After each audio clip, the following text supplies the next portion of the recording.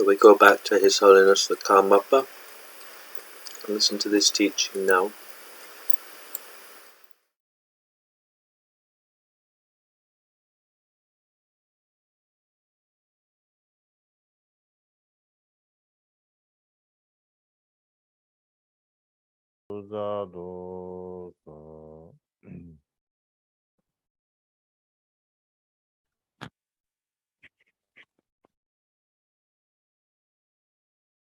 나중단 도마 다리 담망어 야체 다 팅이 버서머베 다 딜리아 페베키 네 다르게 신년당. Today, I would like to offer a warm welcome to all of you who have come to this second Marangok summer teachings. All the lamas and spiritual friends and kempos, the members of the Sangha, and the monks and nuns, all of the people who are listening over the internet. I'd like to offer you a warm welcome and wish that you are well. So starting from today, we will be having the summer teaching for the next 5 weeks.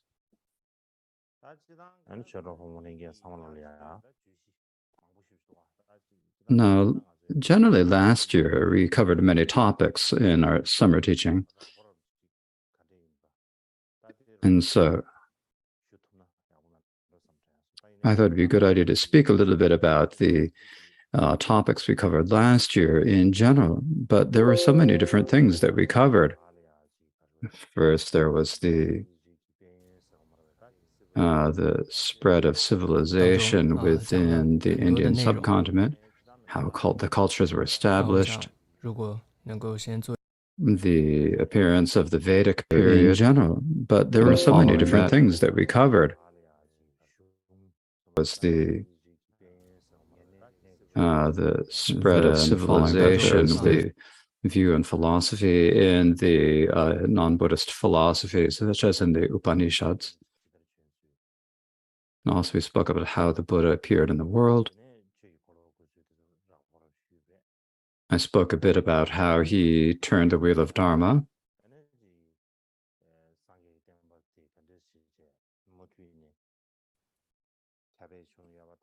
And I spoke a bit about how the teachings continued to spread after the Buddha passed away, and in particular how the Buddha's teachings spread during the time of Ashoka, the Emperor Ashoka. So I spoke about those in general. So in this summer teaching,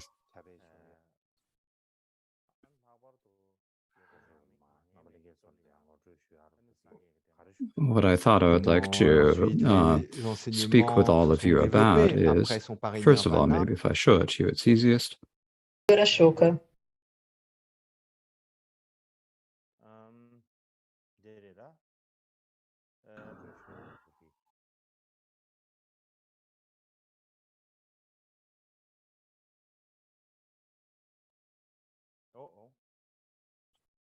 Oh dear, it says Rajasthan. Please wait a moment.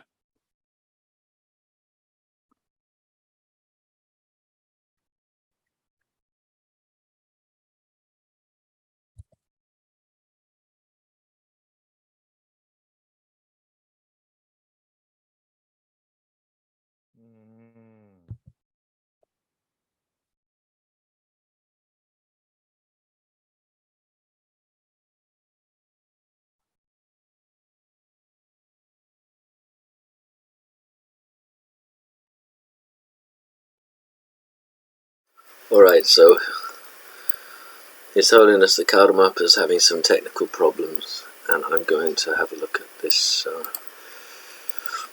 what's going on here.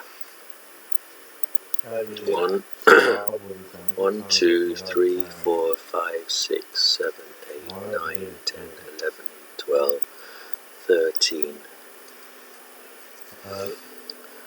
14, 15. So I think it's speak about early Buddhism, the appearance of early Buddhism.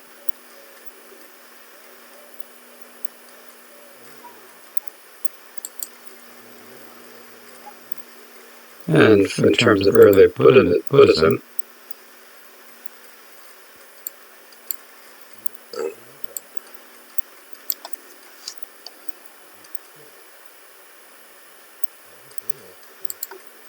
it's not working quite right.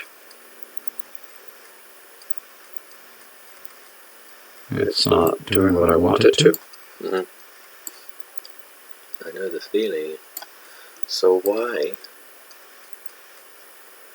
1, 1, 1, 1, 1, 101. Okay.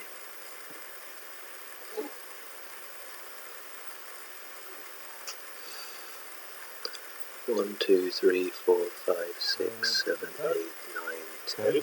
Come out. So this year I'd like to speak about the early Buddhism. 14, 15, 16. And this has 9 different points. 16. These are what I thought I would discuss. And the first of these is the formation of the Sangha Vinaya discipline in monasteries. The second point is the first council and how the scriptures of early Buddhism developed. So let's have a look at 8. That's not right, is it? And the way contemporary researchers describe it, the scriptures here primarily are the sutras and the Vinaya. And so that is what we'll focus on. And the third point is Buddhism after the Buddhist parinirvana. I thought I would speak about that in brief. 3, 4. The fourth point is the second council and the split into the main schools. 8. The fifth point is the time of enter of Ashoka and the third council. Then is the sixth point is the meaning of the scriptures of early Buddhism. You can say what is the meaning or the topics or the contents of the scriptures of early Buddhism, parinirvana.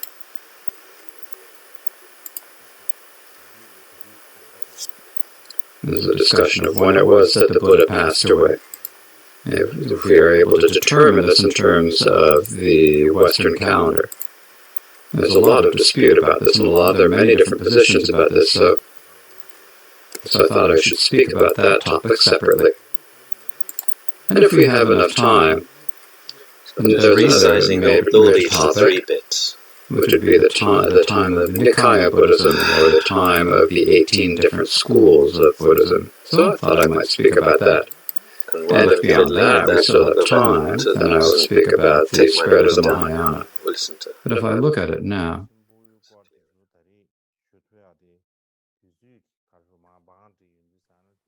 when I look at the amount of time that I have, I think because of the amount of time that we have, I probably won't be able to get to the discussion of the spread of the Mahayana. But in any case, in this year's summer teaching, these are the main points that I would like to discuss. But of course, as I discuss them, there are going to be some changes, and it's possible that I might add some things.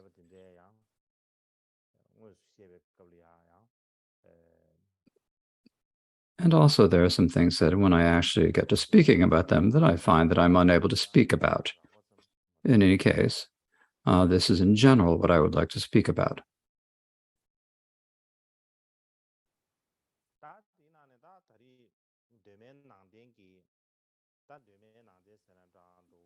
So now when we talk about early Buddhism, or when we talk about the earliest or the original form of Buddhism, what we mean is actually there are many different positions about this, but generally what we expect, or what we explain is it means from the time that the Buddha achieved enlightenment and turned the wheel of Dharma, then from that time that was the beginning of Buddhism, and so it's from that time on.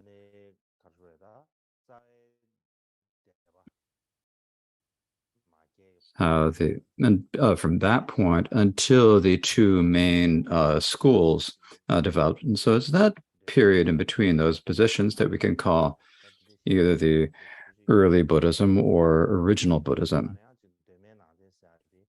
And so when we speak about early Buddhism, what do we mean? If you don't understand that, I thought then, as I said earlier, it's from the time the Buddhists began to spread until the different schools developed. So just the period between these 2 points.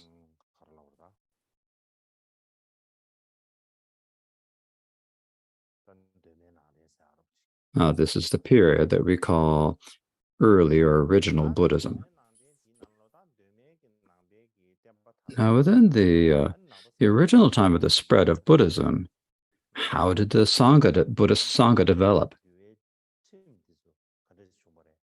How did the Vinaya disciplines and rules of the Vinaya appear? And how did monasteries develop? So I thought I'd speak about these. Now, the first thing that we need to understand with these is what we call the fourfold community. So this term, the fourfold community,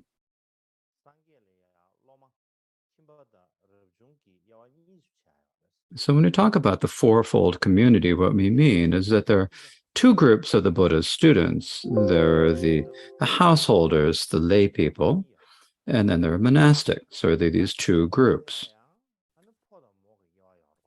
Now, with the householders, you can divide them into male and female.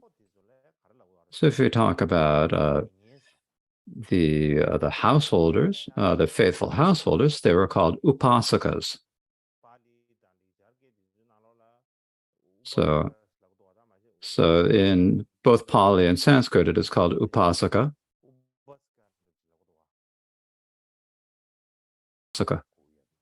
And so this means what we would call a lay person. And the female would be called the upasika.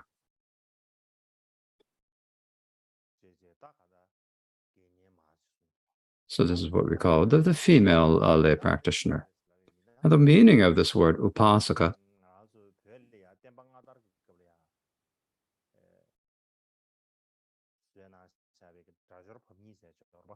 there was a text on grammar written during the early translation period. It was probably written around 814 in the Common Era, and it's called the Grammar in 2 volumes.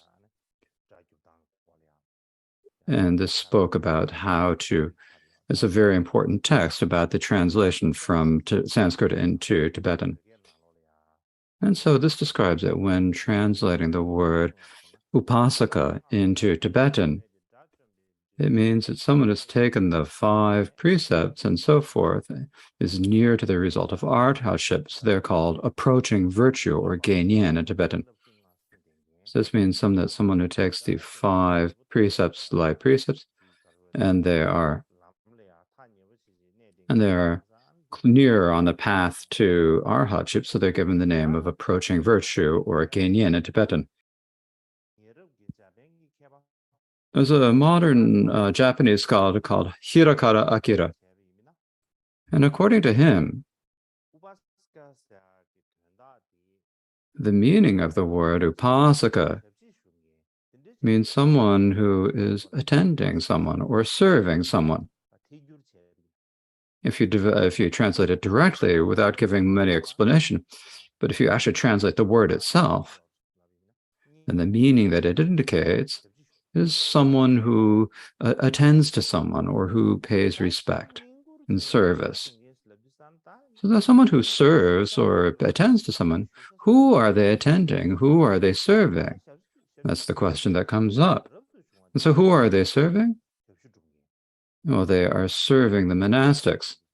The householders serve the monastics. Likewise, also the monastics also need the requisites for their livelihood. And so the supplies or the people who provide them with supplies are the householders. Likewise, the households then go to the monastics to ask for guidance and Dharma teachings. And then even while they remain living in the household, they can practice the Dharma. And so this is generally the understanding of an upasaka.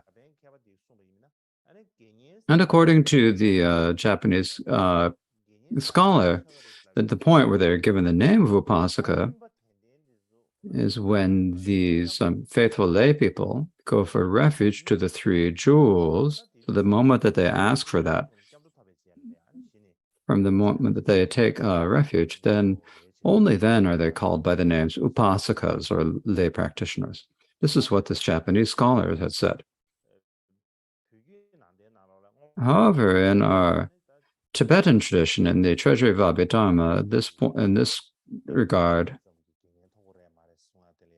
there is a question of whether there are, when we're discussing the question of whether one becomes an upasaka merely by taking the refuge vow or not. There's different points, and like this one is the Vajra and the Vipashka and the Aparantaka Vipashka. So the Vipashka were from the region of Kashmir. And then when we talk about these days, when we talk, we often use in Tibetan, we use the word Kache or Kashmir for Muslims, but that's not their actual name.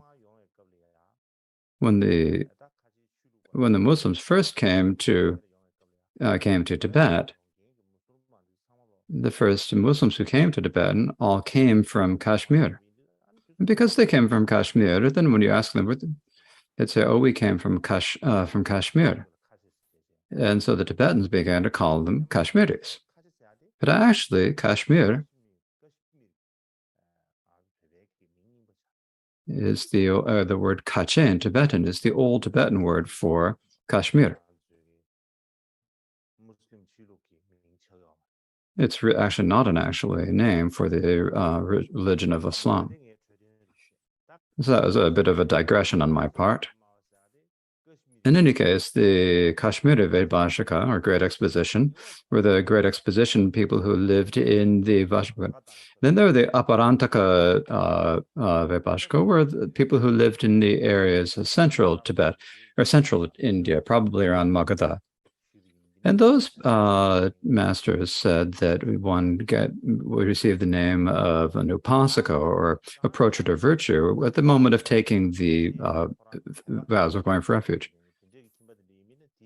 And in particular, those were the people who had the strongest faith and devotion would, in addition to taking refuge, would also take the 5 precepts of an upasaka. And so these are what we call upasakas.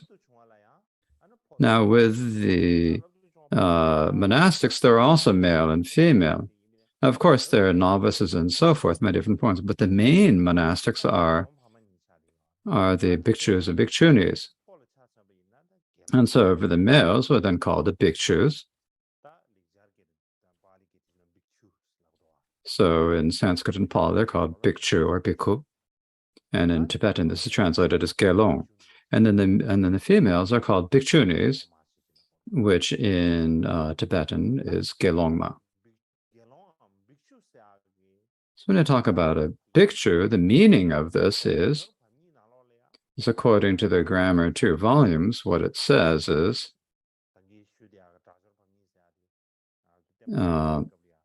so this Grammar 2 volumes is the text I mentioned before. There was grammar text this period in the early translation period during the time of the Tibetan Empire.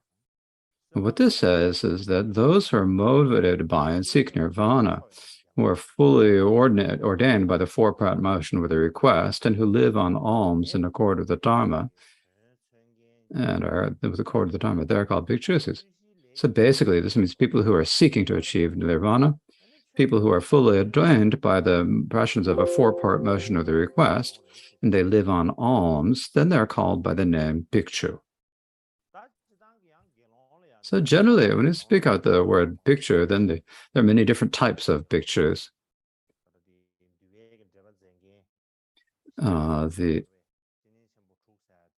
There are the 6 great masters who gave explanations of the Vinaya, including there was one named Visheshamitra, and he spoke about 5 different types of this. Now, this is not, there was not any discussion of the 5 different types of bhikshus during the time of early Buddhism, but later masters spoke about the people who were bhikshus in name, because who had made some who bhikshus who had conquered the afflictions, those who are fully ordained by the foremotion of the request, and then the true bhikshus. And so they spoke about 5 different types of these. But in the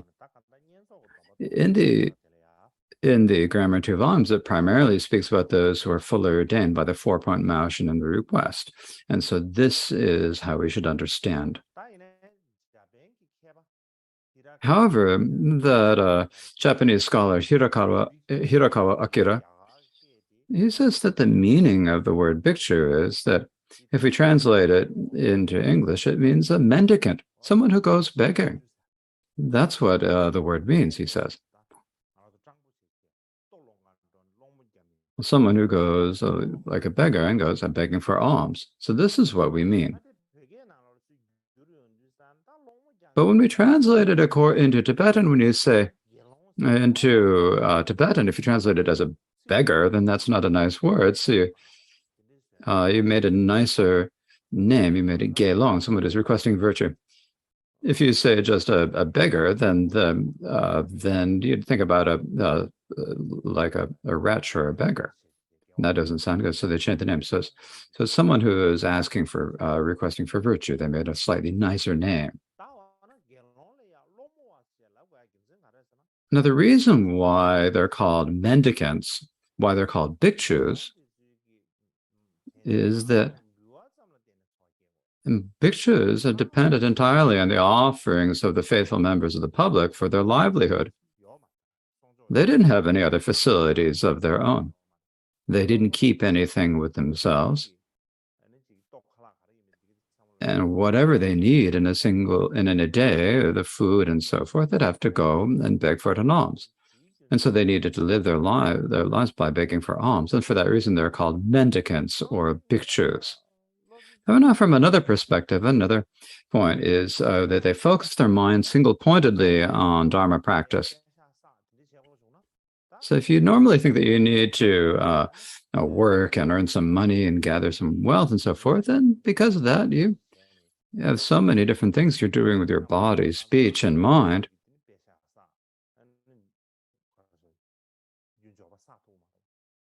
And so they're spending so much of their time earning money and gathering wealth. And the reason is that the bhikshus do not have time to that because they're devoting themselves entirely to the practice of Dharma and focusing their minds entirely on that.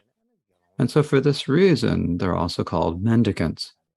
So these are the 2 meanings, he says.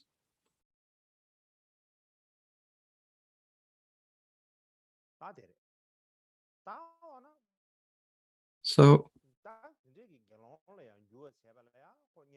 in order to become a bhikshu, then you have to take the vows of full ordination, as I said.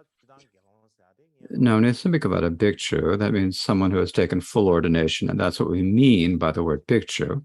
That's the main meaning of the word bhikshu. And when we talk about the vows of full ordination, so this is what we speak about, the 253 different vows or precepts of a bhikshu. But basically, this means that someone who lived by a very strict discipline.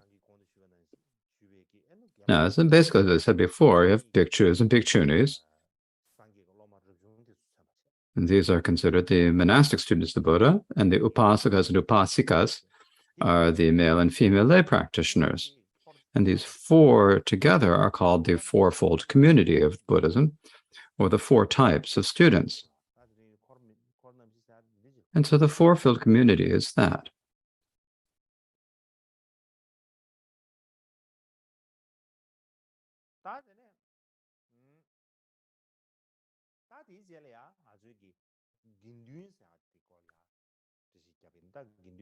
Next, we should speak about the Sangha. And if we want to explain what the Sangha means,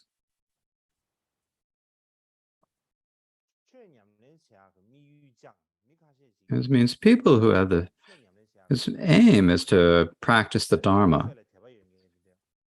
When there are many people with faith in the Dharma who naturally gather together, it's not like someone particularly called them says come. So they have people have longing for the Dharma, and they come together and they gather in a single place.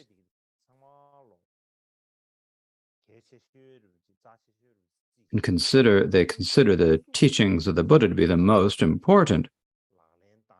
And then they practice it and put it into practice, just as the Buddha taught and practiced meditation this way. And so the assembler or order of those who have emphasized the teachings this way is called the Buddhist Sangha. When we talk about Sangha, so the word is Sangha.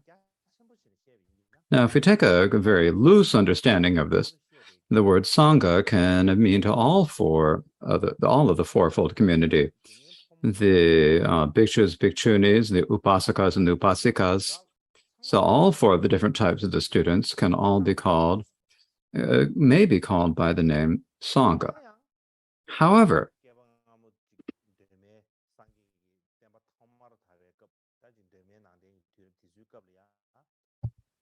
during the earliest Buddhist period, when the Buddha was newly, when the Buddhism first developed, then the organized community of the Sangha only included the monastics. So the organized, developed monastic community only applied to the monastics, and so the householders were not really considered part of the Sangha community.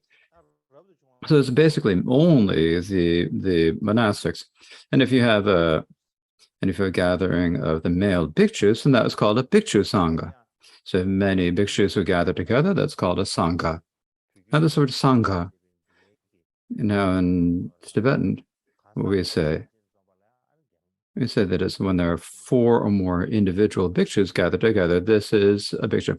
A single, if there's only one individual, it's not a bhikshu, it's not a Sangha. If there are two together, it's not a Sangha. If there are three, it's not a Sangha. Only when there are four or more can it be called by the name of Sangha. In any case, if you have four or more bhikshus gathered together, then they can be called in Sanskrit the bhikshu Sangha. And if you have a gathering of four or more bhikshunis, that can be called a bhikshuni Sangha. And the general name for the two of these were called the dual Sangha, the two communities of the Sangha. This is the name that was given to them. So the bhikshu Sangha and the bhikshuni Sangha did not live in the same place. They were separate. They lived separately. And likewise, and they each administered their own communities. And this is the form that they had when they participated in this. It's not like the two communities gathered together and mixed in one single place. And it's like the bhikshus were administering the bhikshunis and the bhikshus were administering the bhikshunis. That's not how it was.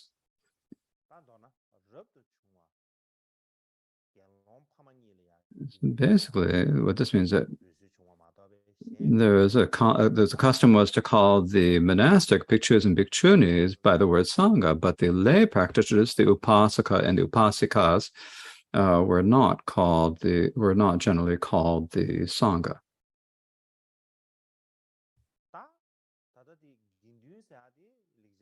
Now, this is a word, Sangha, is a Sanskrit word, and it was translated into Tibetan.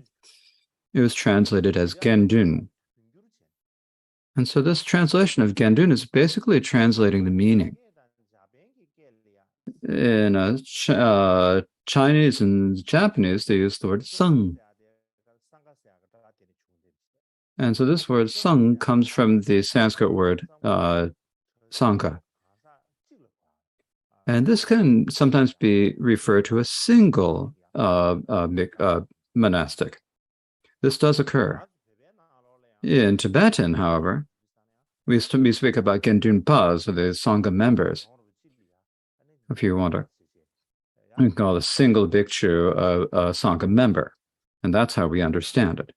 However, but actually, when you speak about the meaning of the word Sangha, it means the assembly of a gathering of many people. That's what we call a Sangha. A single individual can't be called by the term Sangha.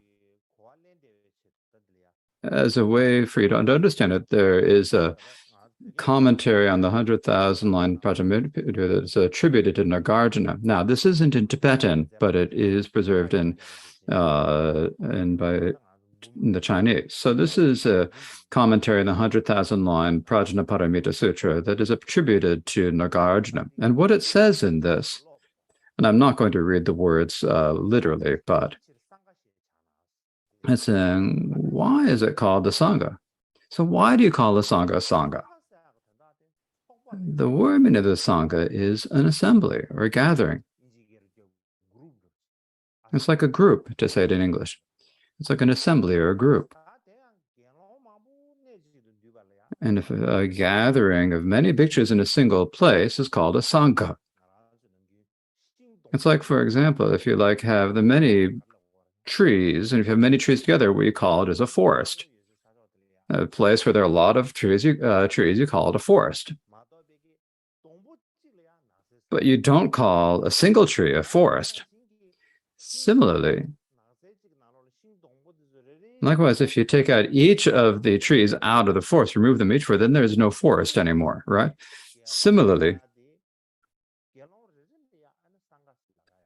the individual bhikshus are not called a sangha. Bhikshu, when you have many bhikshus are gathered, this is called a bhikshu sangha. Likewise, if within the bhikshus, if each of the bhikshus in it go away, then there's no more sangha. So that's basically the group or the assembly of many bhikshus is what is called a sangha. So the meaning of the word sangha, to make it easy, is just a group. So when you say gendun in Tibetan, saying people who have the wish for virtue, there's no real idea whether it's a group or an individual or an organization or what. It's not clear. But in the meaning is that the word sangha means a group. During the time of the Buddha in India, there were political groups. So we extend political parties we have these days. Likewise, there are also business communities, business groups. And these were called sanghas. That was the tradition at that time. Likewise, the word sangha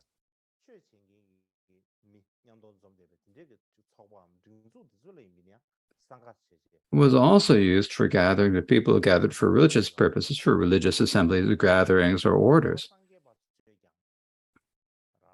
So for that reason, not only did the people who had a gathering of many people who wanted to practice a gathering or organization of many people who wanted to practice the Buddhist teaching were called the Sangha. That's what we mean by Sangha. Sometimes there's also the word Gana that appears for the Sangha. This is most frequent in the Mahayana Sutras. There's this word, the Bodhisattva Gana. And so this also means the group of bodhisattvas or the assembly of bodhisattvas. So this word does appear.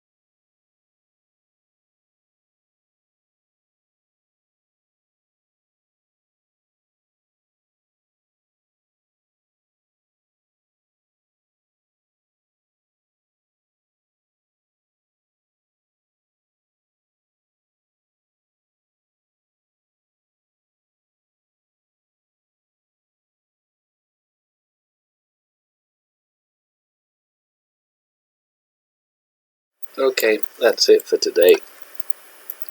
We've got to go to town, deliver some geraniums to someone, haven't we, darling? Can you hear me? Huh?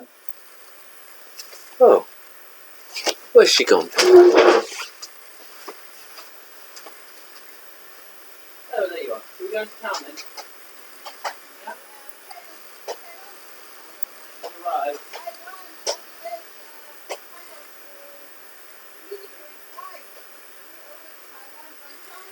Did it? Okay. Pelosi's arrived in Taiwan. Okay, we're off to town now. So we'll see you guys later. Bye then.